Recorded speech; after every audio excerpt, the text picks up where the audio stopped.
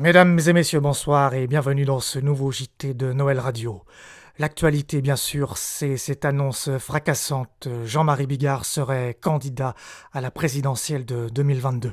Il a d'ailleurs confirmé l'information cet après-midi sur YouTube. Alors ouais, c'est officiel, hein. Je me lance dans le présidentiel et j'ai déjà formé mon gouvernement de choc. Alors déjà, il n'y aura pas de Premier ministre, hein.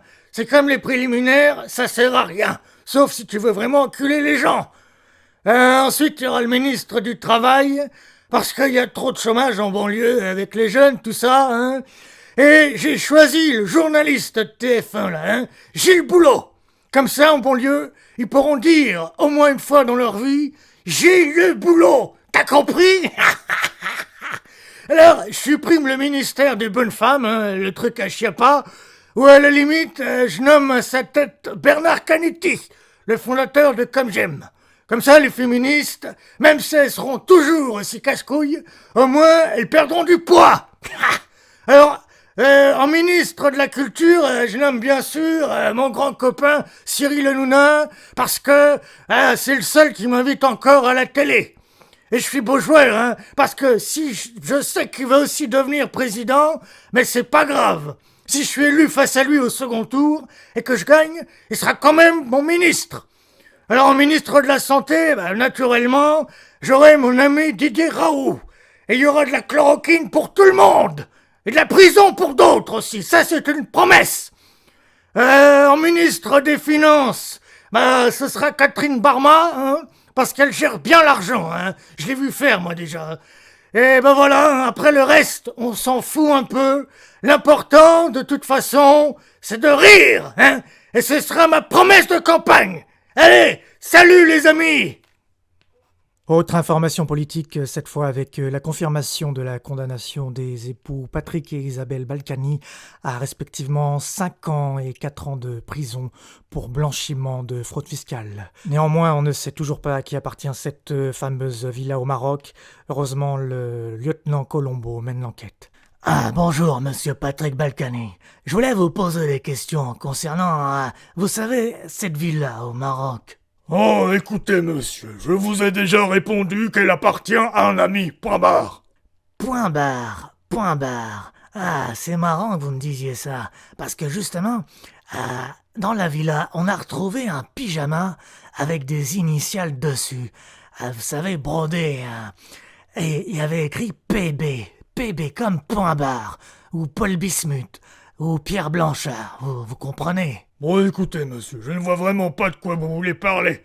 Je ne connais aucun point barre ou Pierre Blanchard, point barre. En fait, si je vous pose cette question, c'est parce que j'en voudrais un exactement pareil pour ma femme. Je sais qu'elle serait absolument ravie d'avoir ces initiales brodées sur son pyjama, vous comprenez?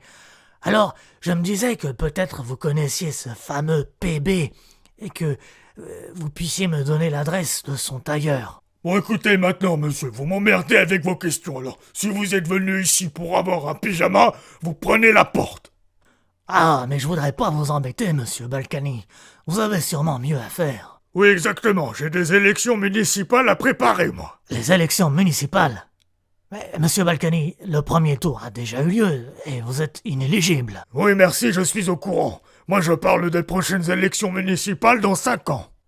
Ah, mais oui, je suis bête. Ah oui, ça paraît évident, oui. Bon, maintenant, vous êtes gentil, vous allez foutre le camp. Ah oui, je vais m'en aller. Mais juste une dernière petite question. Quand je suis arrivé ici, j'ai remarqué qu'il y avait beaucoup de monde dans votre jardin. Oui, et alors? Ce sont des amis. Ah, ce sont des amis. Ah oui.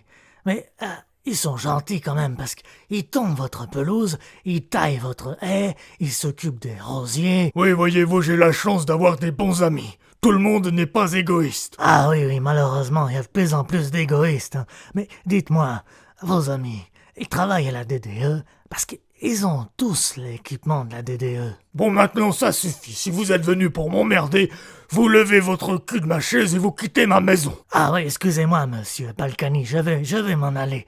Mais quelque chose m'a dit qu'on se reverra très bientôt. International à présent avec ces incidents à Minneapolis qui ont éclaté après la mort suspecte d'un Afro-Américain qui, semble-t-il, aurait été tué par la police. Alors nous avons demandé à l'expert international en géopolitique, Alain Soral, d'analyser la situation. Les incidents de Minneapolis, ou Minneapolis comme je l'appelle, ont éclaté après la mort d'un noir américain tué semble-t-il par la police. Alors ce qui est très intéressant, c'est que l'adjoint du chef de la police de Minneapolis, il fait partie de la communauté de Lumière. C'est facilement vérifiable.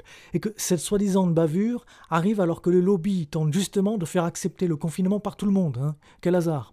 Et quoi de mieux pour inciter les gens à rester chez soi que de créer des fausses émeutes pour faire peur à l'Américain moyen qui n'a pas envie, lui, de risquer sa peau parce que des racailles aux ordres du pouvoir impérialiste américano-sioniste veulent mettre le pays à feu et à sang. Sur ordre, je le rappelle, du lobby qui veut à tout prix refourguer son vaccin génocidaire qui d'ailleurs va nous coûter plusieurs centaines de milliards d'euros, faut le savoir. Et tout ça nous renvoie en fait à la fondation d'SOS Racisme par Julien Drey, par Bernard-Henri Lévy, par Jacques Attali, la liste de Schindler. Donc voilà, ça prouve une fois de plus que derrière tous ces événements, c'est forcément Israël. Voilà, c'est la fin de ce journal. Tout de suite, votre programme du soir, Joséphine Ange Gardien. Merci à vous, bonne soirée.